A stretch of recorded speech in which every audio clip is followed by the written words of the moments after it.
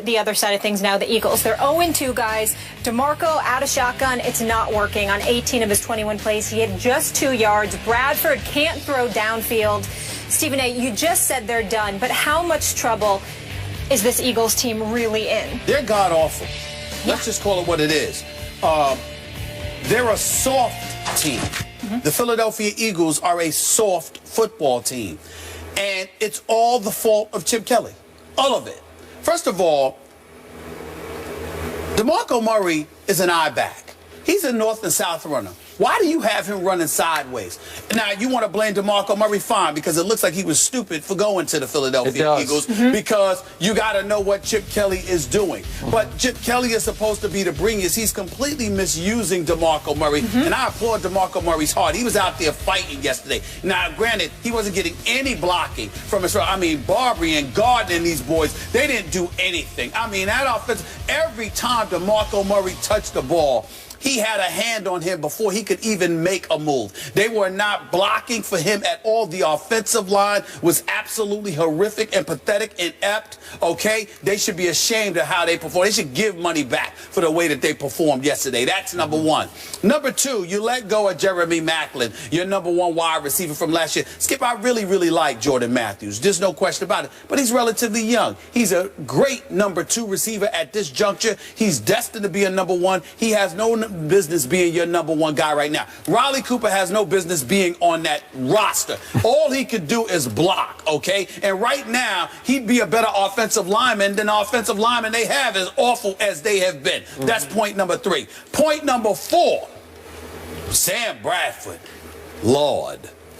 He's got a worse passer rating than Nick Foles. He's got a worse passing rating than Johnny Manziel, even though Johnny Manziel's passer rating is better than a lot of quarterbacks in the NFL over the first 2 weeks of this season. I'm just looking at Sam Bradford right now. He looked like a deer in headlights. He looked petrified and scared to death at what Dallas was throwing at him. He seemed confused. He didn't seem to have that dog in him that you would want from somebody playing for Philadelphia, where you got to be a rough rider. You got to go after it, and you got to sit there and get feisty and be willing to fight. It's one of those, this is football we're talking about here. And don't tell me that the Dallas Cowboys didn't look in that dude's eyes and see somebody that was scared to death. Like I tweeted, he looked like a cat at a dog show, for crying out loud. Petrified of what was coming his way. It was really pathetic and how sadly bad Sam Bradford was. And so when I take all of those things into consideration, I'm looking at it from the perspective, Skip Bayless, that even though the Eagles have talent, and individually they got some cats on their squad that can play for anybody, collectively speaking, as they've been put together by Chip Kelly, they seem relatively inept. 5 of these 8 of the first 8 quarters of this NFL season, they have not scored a point. Not a single point in 5 of the 8 quarters. Don't give me the touchdown they scored last night. That was straight garbage. That was garbage time. Nobody's paying attention to that. So when you look at the Philadelphia Eagles right now, their running attack, their passing attack, their protection at the line of scrimmage, it just doesn't seem to be there. And Chip Kelly is one of these guys. The arrogance is on an all-time high, because I haven't seen too many coaches in all my years of watching the NFL who believe wholeheartedly in their system so much that they don't need talent. We've got a system-style coach in Bill Belichick, but he recognizes that he can make modifications because he has Tom Brady. So at least he made sure he had talent somewhere. Chip Kelly is like, yeah, I need what I need. I ain't worried about talent. We got this covered because I know what I'm doing. And it's embarrassing. I worked in Philadelphia for almost 17 years. And there is, at no time does that city look more or resemble more of a morgue than when it loses to the Dallas Cowboys. So that's bad enough. But to lose to Dallas in this fashion, where you just seemed ill-equipped to even be on the same field as them, is so incredibly embarrassing. With no Dez, no Romo, no Dez, no Romo, and all those at home. Yeah. That's embarrassing.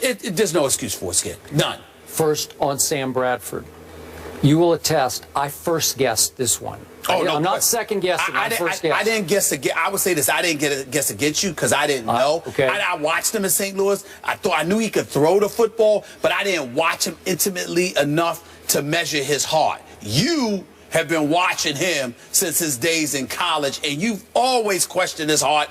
I got to admit to you, I think his nickname should be Tin Man right now. Mm-hmm. I got a lot of questions about Sam Bradford after yesterday's performance. I really do. As you know, I'm a University of Oklahoma fan, born and raised. I watched every snap Sam Bradford took in college, and I made a big statement on this show. St. Louis is making a huge mistake to take him #1 overall. And remember what they had to do before the rookie cap kicked in? They had to give him $50 million guaranteed in St. Louis.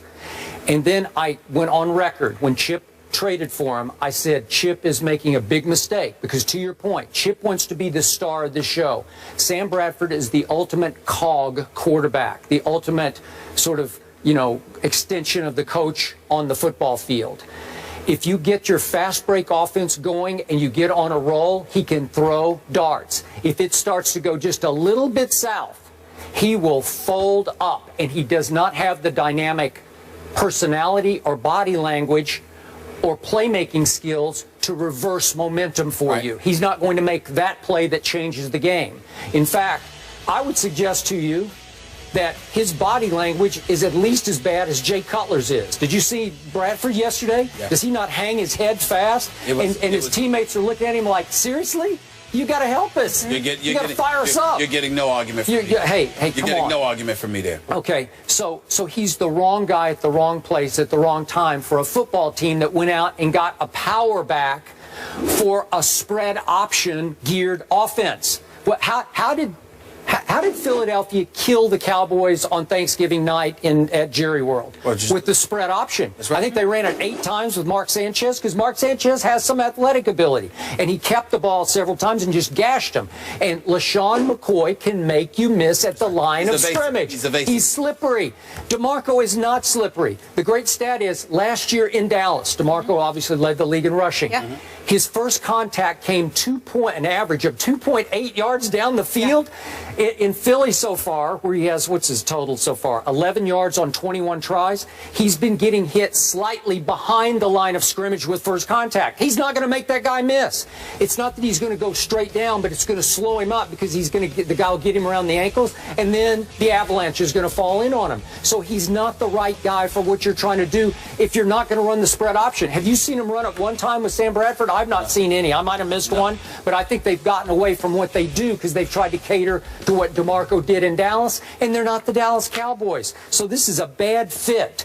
And the only solution here is, I guess, they'd have to go to your guy. I feel Mark bad Sanchez. for DeMarco yesterday. As I tweeted yesterday, because I tweeted a lot yesterday, I tweeted that they should have benched Bradford and put in Mark Sanchez. That's point number 1. Point number 2, just as an aside, when they decided to throw, when they were on the goal line, first pass incomplete, second pass interception by Sean Lee. At no time did they try to run the football.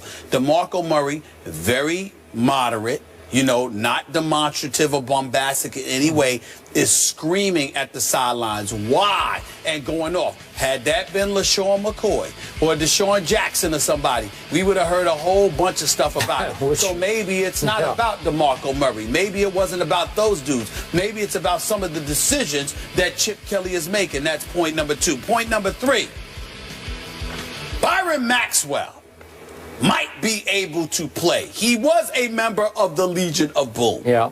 He is no #1 cover corner. Can we at least concede that? He had a long day yesterday. He had a long day yesterday, and there was no Des Bryant on the field, and he had a long day. That 42-yard touchdown from Whedon, not Romo, Whedon to Terrence Williams. Whedon? Stay on the Whedon. You got to stay on the Whedon right now. But the point that I'm trying to make to you is this. That pass, did you see the effort? Slant pattern, Terrence Williams, and Byron Maxwell was like, you got me. And I'm just sitting there like this. This brother just got $60 million now, and I'm looking at it from the perspective of number 1 game of the season, meaning week 1. The Atlanta Falcons are playing the Philadelphia Eagles. Who's the head coach of the Atlanta Falcons? That's Mr. Dan Quinn. Who's the former defensive coordinator last year from Seattle? Dan Quinn. You think it's an accident that Dan Quinn went after Byron Maxwell? You think that's an accident? Granted, you got Julio Jones, one of the best of the game at wide receiver. Please don't get me wrong. But Dan Quinn was like, we gonna go after this dude because he might have some insight into Byron Maxwell's cover ability. So all of those things taken into consideration. You got Chip Kelly. He paid $60 million to Byron Maxwell. He ain't showing up. You got rid of Evan Mathis, which by the way you reneged because you said that you were planning to pump up the back end of his contract. Then you rescinded that offer, which is what upset Mathis. And you decide to let him go, knowing that you were going to need him on your offensive line. We ain't even getting into Macklin, Deshaun Jackson, LaShawn McCoy. Just the moves that you've made. This team, as far as I'm concerned, does not look like a team. It looks like a compilation of what Chip Kelly wants and is trying to make into a team, as opposed to it actually being a team. And that is what I believe cost them. And that's what I saw yesterday. And that's why I said, you know what? Eagles are toast. And you know what? Last point.